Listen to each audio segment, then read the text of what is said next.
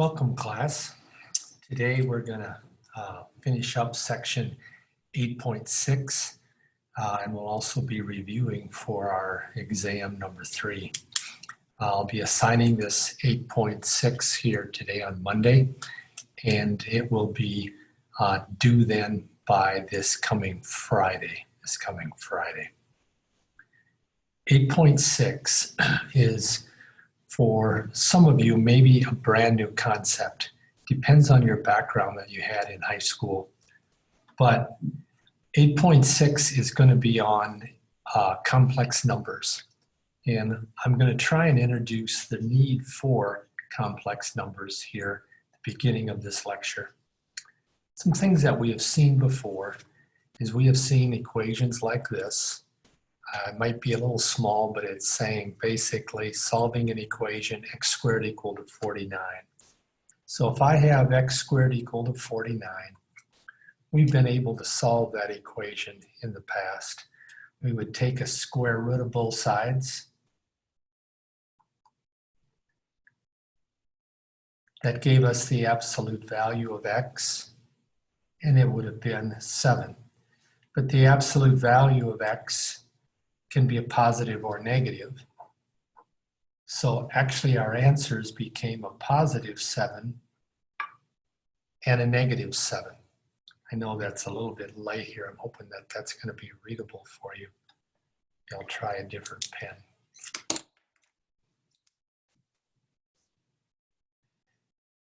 Today, though, this particular equation is much more important for us to consider. In case it's too small, it is x squared equal to a negative 49. If I were to try and solve that like we've done in the past, we would say it was impossible to do. The reason for that is if I would follow the same format, take the square root of both sides, the square root of x squared was the absolute value of x. But this one, in the past, we had no real numbers that would have this as their square. In other words, there was no answer that you could take times itself to give you a negative 49. Any number we would put in here, we would square it, would always give us a positive 49. So we said we had no solution for the square root of a negative number. Fourth root of a negative number, no solution. Sixth root of a negative number, any even root of a negative number, we had no solution. Well, that was fine for centuries because it seemed like an easy answer. Nobody argued. But then along came electricity. And electricity produced, especially when you start dealing with the circuits, produced equations like this, where we got x squared equal to a negative number. We knew that electricity is real. We couldn't see it, but we could see the results. We can see how it performs. So we know it's a real thing. And yet we have equations that we would have said, hey, we got no answer. We got no solution for that. But yet we realize there has to be a solution for that. That's the input. That's the initiative for complex numbers. Similar to our inability to see electricity, even though we know it had to be true, we saw the results. We knew the solutions to this kind of an equation, x squared equal to a negative 49. We knew that kind of an equation must have solutions, even if it was only in our minds. Hence, we had to think up a new set of numbers which would be able to solve that kind of an equation. That's the reason why we have another set of numbers known as the complex numbers. This new set of numbers is called the complex numbers. Sometimes it's also referred to as imaginary numbers. Complex really is probably a better name. Imaginary sometimes implies that they're not actually true when in fact they are.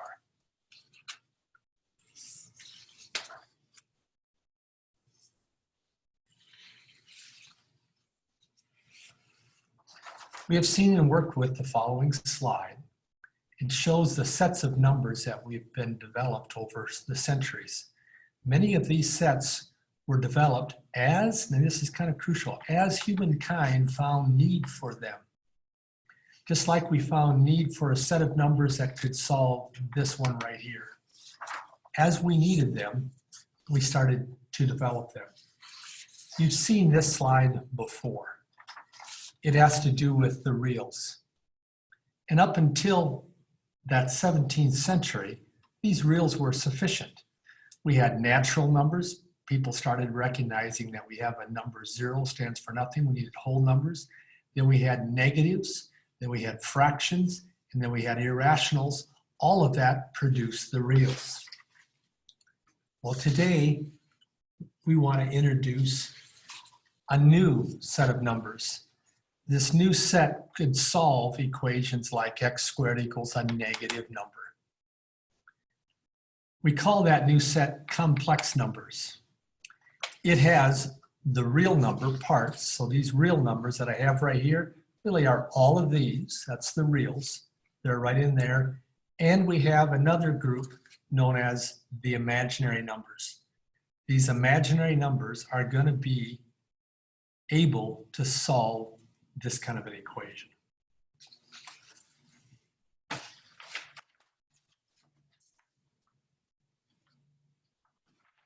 So we need to make up this new set of numbers. We need to develop it. We do so by putting out one primary building block and another one very similar. We define. That's crucial there. We're going to all agree of this equation, a definition. We're going to let I equal the square root of a negative 1. Even though we can't write a real number that works there, we're going to call that solution I. That is an imaginary part of a complex number. It doesn't mean that it's not true. It means we cannot come up with it and think about it usually in our minds, but we're going to let I be the square root of a negative number. That also means, though, if I square both sides, if I do that, square both sides, I get I squared equal square root times the square root cancels, and I squared becomes a negative 1. So those are two major building blocks for our complex numbers. Again, that's I equals the square root of a negative 1, and I squared equals a negative 1. We need to have those two memorized. Those are fundamental building blocks for our complex numbers. It also means, though, then if you have I cubed could be thought of as I squared times I. I squared we've just defined to be a negative 1, so this I squared becomes a negative 1 here. The I follows along, so then a negative 1 times I is a negative I. So I get this identity. It's not as crucial as the first two, but we should know it. I cubed is actually equal to a negative I. That's why I put it in red. These two are basic building blocks. This one and the next one are just simplifications. Okay?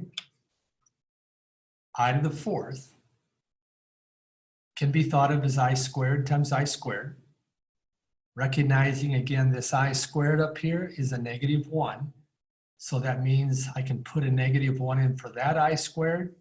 I can put a negative 1 in for this I squared. So I get, in this case, this should be an equals here. Excuse me. Should be an equals there.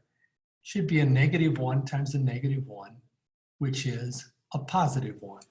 Hence we get I to the fourth over here equal to a positive 1 at the end. That's a simplification. All four of these we need to know by memory. I radical negative 1, I squared negative 1, I cubed negative I to the fourth 1. All of these we need to know.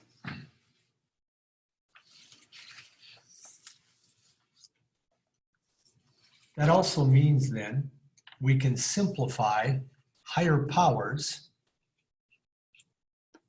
of I. We're basically going to go with higher powers. We're going to be taking out the I to the fourth because we know those are 1. What I mean by that would be this I to the 5th, I'm going to make it I to the 4th times I to the 4th, we just found out was 1. So I to the 5th turns out to be I. Pretty straightforward. I to the 6th. Just like I took out an I to the 4th here, I do the same thing again. I to the 4th times I squared. I to the 4th and I squared, going back to here, I to the 4th was 1. I squared is a negative 1. So this I to the 4th becomes a 1. I squared becomes a negative 1. And I end up with a negative 1 for the answer. Same process. I to the 7, I take out an I to the 4th. And I'm left with an I cubed. Well, going back to these 4 that we have memorized, I to the 4th is 1. I cubed is a negative I. So I get I to the 4th to be 1. I cubed to be a negative I, giving me a negative I. I can keep on reducing these down. I to the 8th technically is I to the 4th times I to the 4th, which would be 1 times 1.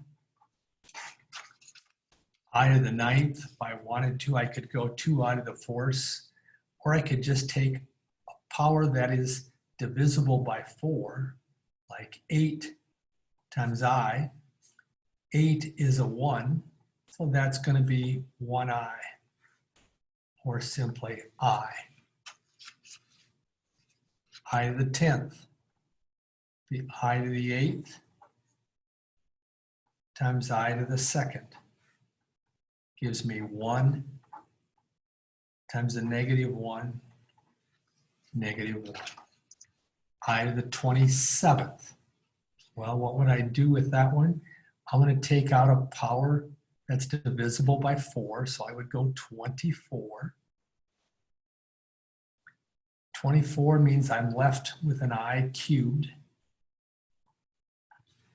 I to the 24th, it would be like I to the 8th times I to the 8th times I to the 8th. It's all 1s.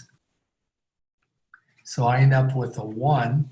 I cubed is a negative I, and I get a negative I for my answer. I to the 102nd power. I would go to I to the 100th and be left with an I squared. I chose a power divisible by 4 because that guarantees that I get a 1. I to the 2nd is a negative 1, giving me a negative 1 for my answer. You should be able to take any power of I and reduce it down so that it ends up with one of these answers here.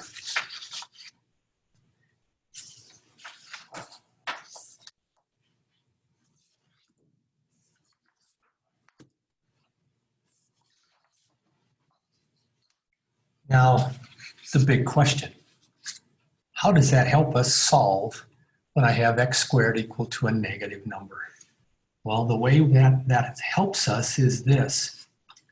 You recall, I'll do it here on paper, I could take the square root of both sides, like that. The square root of x squared is the absolute value of x, which simply means I have a plus or minus in there. But now, watch what I'm going to do with this. Previously, I would have said no solution. But now, I can factor that negative 25 into 2 numbers. One of them, most important here, I can put a negative 1 there and a 25 there. Because if I'm multiplying those together, I would get the negative 25. Well, this gives me x. Because I dropped the absolute value signs, I have plus or minus. Square root of 25 is 5. The radical, negative 1, is equal to I. Radical negative 1 is equal to I. So this becomes I. And this is my answer to that equation. X would be plus or minus 5I. Let's just double check. If that's an answer, it means if I took it times itself, watch now, if I take it times itself, I should get negative 25, right? Because I have the square root of a negative 25 to be 5I. That means if I take it times itself, I should get a negative 25. Well, this would become 25I squared. But what was I squared again? I squared is a negative 1. So that's going to be 25 times a negative 1, giving me a negative 25. So this shows that 5I is in fact a solution to that equation, because if I take 5I times 5I, I get a negative 25. 5I put in for X, taken times itself, gives you a negative 25. We have a solution that is the square root of a negative number. That's huge for us here, okay? That's one of the main concepts of our lesson today. And I showed that here. Well, let's just practice that here then. Same procedure. X squared equals a negative 49.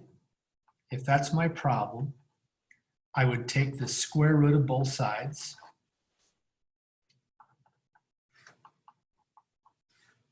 Here I get the absolute value of X.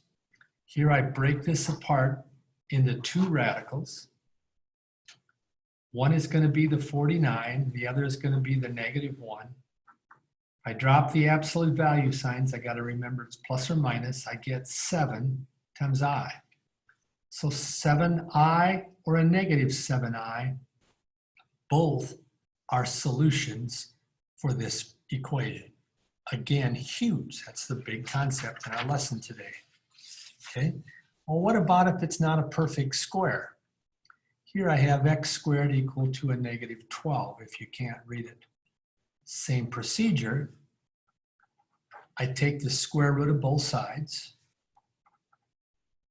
I get the absolute value of X.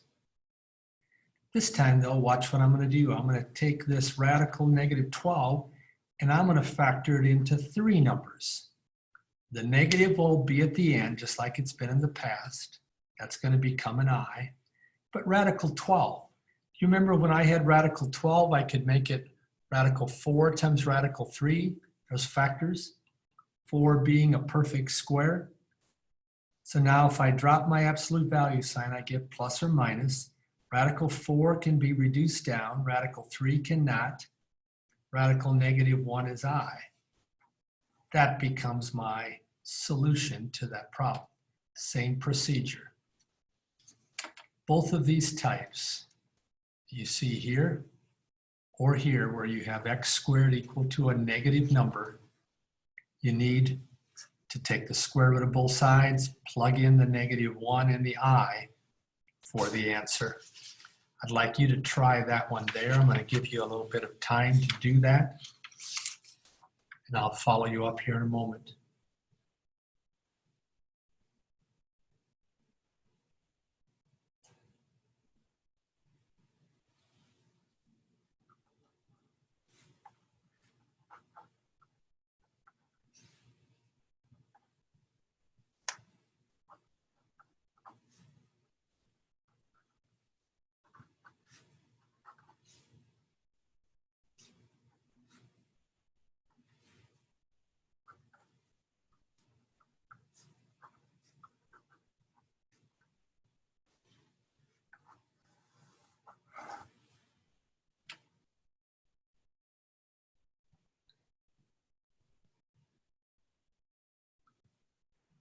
You may have started with 9 times 8 here, and that would have been fine. Then you would have had to reduce down radical 8. I took the larger perfect square that would go into 72 just to make it a little bit faster. Okay? We have one danger with this procedure. Dangerous setting here. You remember this rule. We've been using it in reverse to reduce down radicals, where I factor it out. It's important for us to remember, and this is how we would use it. For example, radical 12, we'd break it down. But this is crucial. This rule up here in red only holds when A and C are positive. When A and C are positive, okay? So for example, if A and C are both negative, like here to here they're both negative, this rule does not hold. It only holds when those two numbers are both positive. So the correct way to do this kind of problem is to take the -1 as a radical for each of those. So radical -4 became radical 4 times radical -1. This one became radical 3 times -1. Then I break each of those down and I end up getting 2 times I radical 3 times I, which would be 2 radical 3I squared, and that gives me -2 radical 3. I broke each one down independently, okay? This is the wrong way. Radical -4, radical -3. This is a mistake. Wrong, wrong, wrong. Multiply the two to get a positive. Reduce down the positive. You end up with 2 radical 3 when the correct answer was a -2 radical 3. So don't fall into that trap. This would be the correct way of simplifying that. Okay. Now we need to put this concept together. We need to put the imaginary numbers together with the reals. Why do I say that? Well, the imaginary numbers and the reals together make up the complex numbers. So we define here again, this is a definition. We define complex numbers to be in this form. It's a binomial, 2 terms, A plus BI. This A right here is the real number part. It's like all the reals we've had for all the time we've been working. The BI is the imaginary part. It would include that square root of a negative number, okay? So for example, let's take a past real number, let's say 3. How would I write that as a complex number? Notice 3 doesn't have any imaginary part.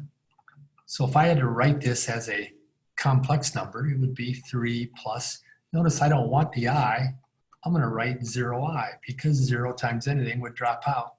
So if I had -5/7, what would that be? The A is the real part. So this would be a -5/7 plus 0i. If I had a -17.431, that would be a -17.431 plus 0i. So all of our past real numbers go in for the A part.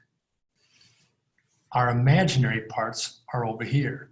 So if I have just x squared equal to a -25, x then being, I've skipped a step there, hopefully you remember that, 25 times I, x would be plus or minus 5i.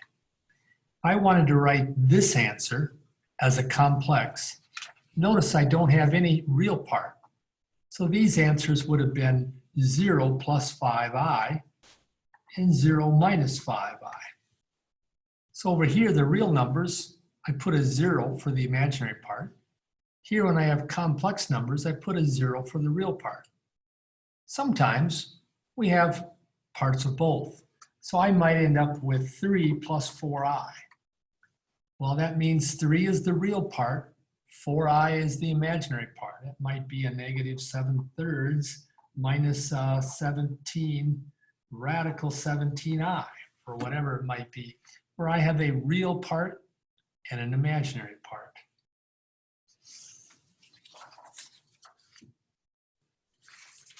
I'm going to repeat that just to make sure everybody gets that down. 5 can be thought of as 5 plus 0i is equal to a real number. Radical 7 can be thought of as radical 7 plus 0i, or radical 7. Radical negative 7 can be thought of as radical 7i, or we could write it as 0 plus radical 7i as an imaginary number.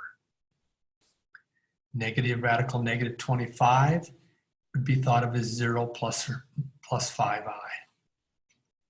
Radical 7 plus radical negative 25 would be 7 plus 5i. Again, this would be a complex number. These had just imaginary parts. These had just real parts. Here I have both parts, hence we have a full complex number. 5/8 plus square root of negative 12 would be 5/8 plus, I simplify that down, and I get 2 5/8. Where did that actually come from? That's actually a mistake. I apologize. The 2 should be right here. Okay, 2 should be right there. Anyhow, I can't say that here, sorry. Next, fairly easy concept. We're going to look at operations of complex numbers. Operations means I'm going to be adding and subtracting, multiplying, and dividing. Keeping in mind that they're just binomials, here's one complex number, a plus bi. I'm going to add it to a second complex number, c plus di. What we do is we add the real parts, a plus c, gives me a plus c there, and then we add the imaginary parts, bi and di, to get b plus di. You can almost think of this like 3 plus 4x added to 5 plus 6x.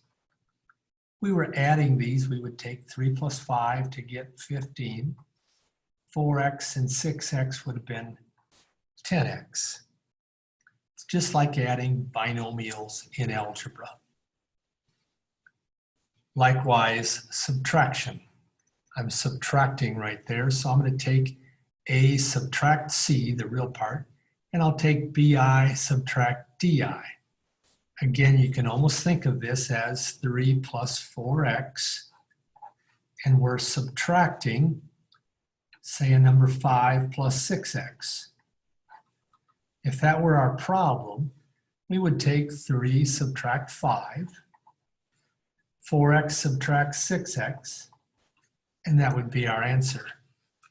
Well, in this case, it was a negative 2 minus 2i, because rather than x's, we got i's in there. Okay. Next, multiply.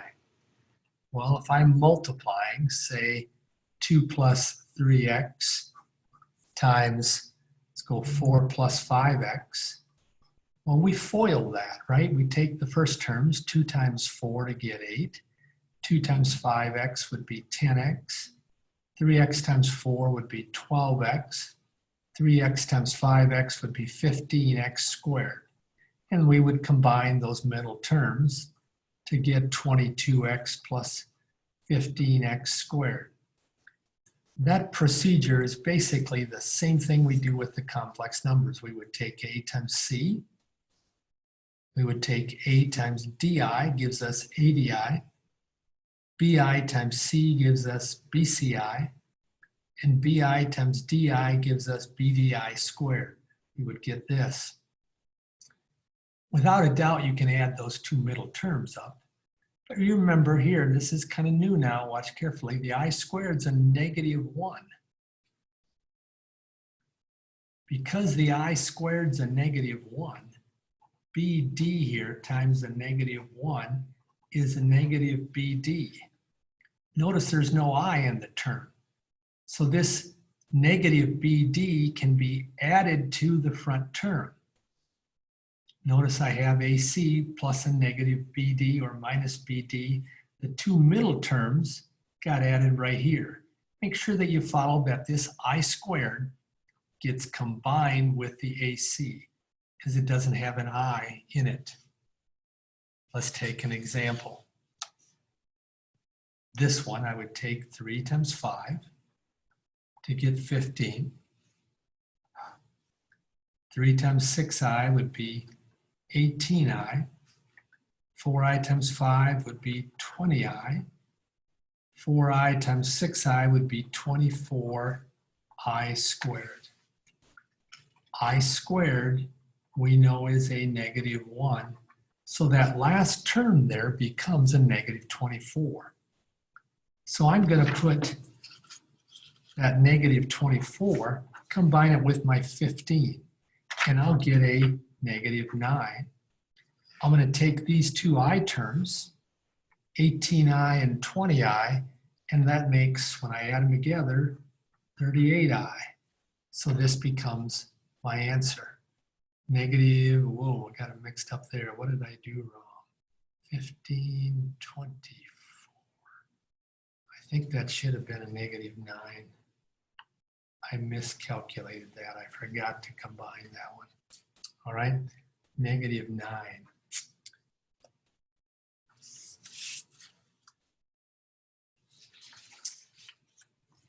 This one's a little bit harder. Our fourth operation is a little more involved. We're talking about division. Notice I'm dividing right there, okay? Well, when I'm dividing, that would be like writing it as a fraction. This one divided by c plus di. Write it as a fraction. To do this division, we perform a trick we did when we were rationalizing. Do you remember if I had 3 over 4 plus the square root of 5? Do you recall that we multiplied by the conjugate? Conjugate was 4 minus radical 5. Then I took the 3 times 4 to get 12. 3 times -5 was a -15. Here I had to FOIL. 4 times 4 was 16. 4 times a negative radical 5. Radical 5 times a positive 4. Radical 5 times a negative radical 5 was a negative radical 25, which became a -5. These two terms cancel. So I ended up with a -3. 16 minus 5 was 11. We call this multiplying by the conjugate again. Notice we got rid of the radical in our denominator. All I have down there is an 11. Well, up here, I need to do the same thing. Just like 4 minus radical 5 was the conjugate of 4 plus radical 5, the conjugate of c plus di would be c minus di. I've got to do that times both the numerator and denominator. So now I'm going to multiply the FOIL AC, A times the negative DI, BI times C, BI times the negative DI is a negative BDI squared. The denominator, I'll get C squared. I'm going to get a negative CDI, a positive CDI, and a negative D squared I squared. This numerator, this is a -1 times BD, so that whole thing becomes a positive BD plus AC.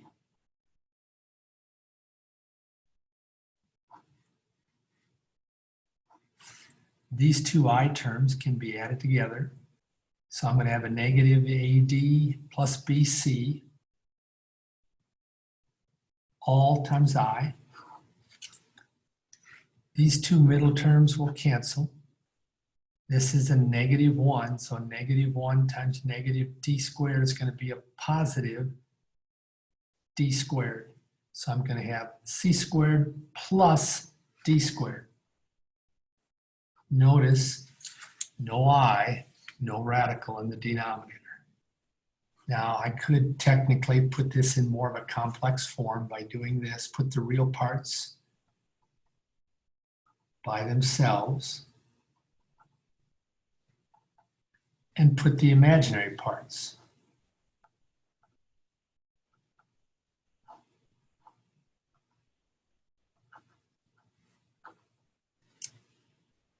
There's my I term, this one over this one times I. My real term is this one over this one. That's our imaginary number, where I have basically A plus B I. B is all that mess. Now you know why I back up here. I said this is a little bit more involved. It's because it gets to be just a touch more complicated. If you want to pause it now, you can review that whole process like I just did.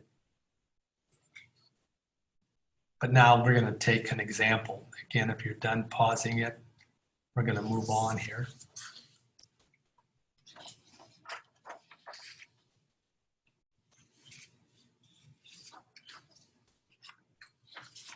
Without the letters, same procedure though.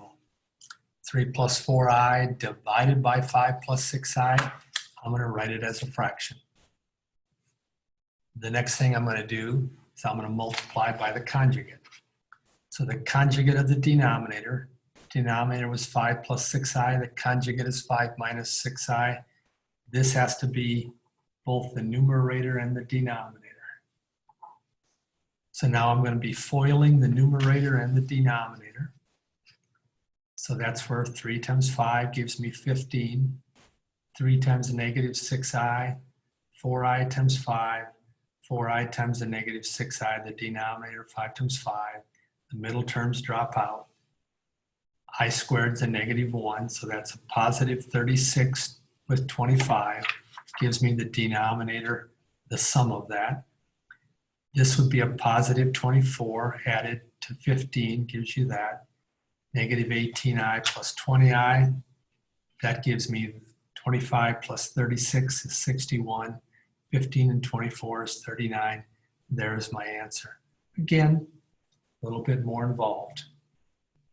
Okay. Make sure you can do all the operations, adding two complex numbers, subtracting, multiplying, and dividing. Don't be afraid to review those as we went through them. Sometimes when solving equations, it's good to be able to come up with the reciprocal of a number. For example, let's just say I have 3x equal to 12. Everybody knows the answer is 4, but one way I can do that is to divide by 3, but I can also multiply by the reciprocal, right? That's the same concept. The reciprocal, 1/3 times 3 cancels out and I get x. 12 times 1/3 is the same answer, 4. Multiplying by the reciprocal allows us to solve for x for some equations. There are times when I would want to multiply by the reciprocal. For example, let's just say I got 3 plus 4i times x equal to 12. I would like to multiply by the reciprocal to get x by itself. So I need to be able to come up with, here I came up with 1/3, the reciprocal of 3. What would be the reciprocal there? Well, to do that, I have to take 1 over that number, but now I would need to simplify that number. How do I divide by 3 plus 4i? Same old thing, multiplied by the conjugate. So to get the reciprocal, I have 3 plus 4i, I put 1 over that, multiplied by the conjugate, do all the foiling, and this would be my reciprocal. 3 over 25 plus a negative 4 over 25i is the reciprocal of that one. Kind of hard to do that mentally, but it involves that process. You'll be asked to give some reciprocals of numbers. Next, I would like to review some concepts for the test, which is going to come up on Wednesday. Don't be afraid to pause here. Take a picture if you want, write this all down in your notes, but this is some important details here. It's going to be 20 questions All will be short answers. I've kept the numbers, honestly, fairly simple, that you can do all of the multiplication, division, adding, subtracting in your head. So there's no calculators for this test. I need you to be really honest with that. You'll be asked to bring or provide a blank sheets of paper. So bring a tablet along, and you can peel these blank sheets off. You're going to put your name on that blank sheet. You're going to number each problem on the test. You're going to show your work just like you did on daily assignments. Then you're going to, I'll come back to that. You will not be allowed access to this exam on Blackboard until this coming Wednesday, April 15, at 10:40 Central Standard Time. So if you're on the West Coast, that would be 8:40, right? If you're on the East Coast, that would be 11:40. Depends where you're at, Mountain Time, etc. This exam will be open from 10:40 till 11:50. If you turn it in later, it'll still be able to take it, but it'll show me that you've turned it in later, and you'll get a deduction, okay? I'm also going to do this, just in case you're not super good on the Blackboard and your Wi-Fi is shaky. I'm going to also be emailing everyone a copy of the exam, also at 10:40. So at 10:40, if you can want to do it on Wi-Fi, or you want to just get your email out, open up the attachment, you can get the exam either way. Either way. But you'll complete the exam. I would like you then to take a picture of that exam and put it in the Dropbox. Again, I didn't write that on here, but take a picture.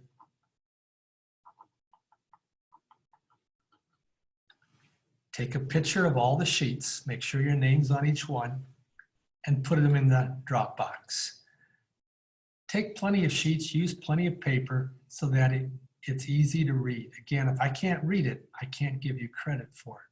So super important that you have this very clear on those blank sheets of paper. Take a good picture, drop it in the box before 11:50. Okay? Super important you have all those details down, that you come prepared with blank sheets of paper and are ready to go. No one's going to tell you right at 11:50. It's too late. They're not going to tell you at 11:45. So you may want to have a watch or something there close by. Okay. Next, some review concepts for the exam itself. 20 problems. I can't test every last one of these concepts. Well, 20 of them. We had a bunch of equations of lines first.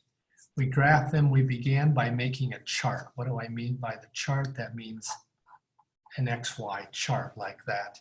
And I would plug in numbers as ordered pairs. We also solved it for Y, which meant we had it in the MX plus B form. And we should be able to graph a line from that form as well. Then we looked at functions. They were special types of equations. A function, you remember, every x had to produce a single y. We should be able to determine if an equation is or is not a function. We should be able to evaluate the function at a given x value. For example, if I give you f of x equal to 7x minus 5, you should be able to figure out f of 2. You should be able to figure out f of 3/7. You should be able to figure out f of 0. You should be able to figure out f of c. You should be able to figure out f of c plus d. On all of these, I'm putting whatever is in these parentheses in for the x, right? So f of 2 would have been 7 times 2 minus 5, would have been 14 minus 5, or it would have been 9. So f of 2 is equal to 9. We also should be able to give the domain and range for a function. The domain is what am I allowed to put in there for x. The range is what possible values could all of these equal. All the possible types of numbers, okay?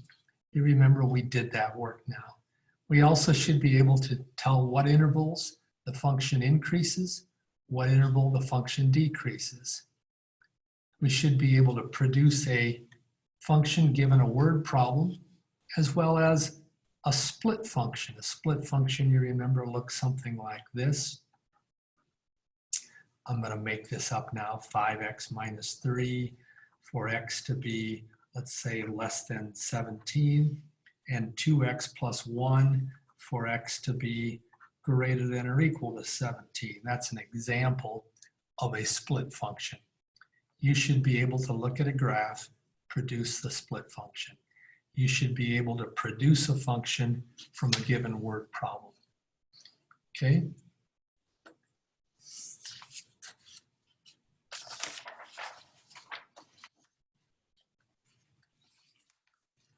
We also did direct variation problems, and we did indirect variation problems. You should be able to do those from a word problem format, where I give you a word problem and I might say A varies directly as B and indirectly as C squared, and you should be able to work through that. We also had a slope formula. That slope formula, you remember, was m is equal to the difference of the y's divided by the difference of the x's. We should be able to find the slope between 2 points. We should be able to use it to find equations of lines. We had slope-intercept form. We had parallel slopes, which meant identical. Perpendicular were the negative reciprocals.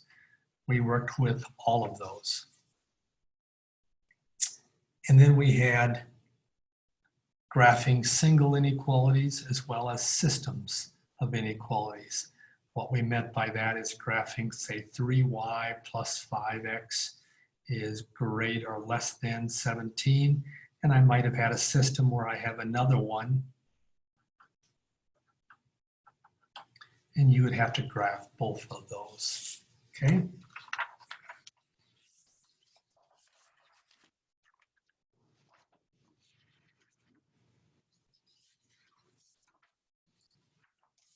Some final concepts. I got 2 slides left here. We had exponential laws. We have multiple types of expressions where we had to simplify those. You remember these were like x to the n is going to be x times x times x. N times. I don't think I'll write all of these out, but x to the a times x to the c was equal to x to the a plus c. We had about 7 or 8 laws there that we did. We also had fractional exponents. For example, I might have had something like this. Let's go, whatever, 16 to the 3/4. You remember that was the 4th root of 16 raised to the 3rd power. 4th root of 16 is 2 raised to the 3rd power, which is 8. So 16 to the 3/4 is 8. We should be able to make that adjustment. We had radicals. We simplified them. We rationalized denominators. We reduced radicals. That's been recent enough. I don't think that'll be tough. And then finally, we had today complex numbers. Simplifying complex numbers involving I, solving equations using complex numbers, and all the operations. Those are all the concepts that we had for this next upcoming test. So this assignment 8.6 is due this Friday. There'll be a Dropbox for that. Otherwise, have a great day. We'll see you next time.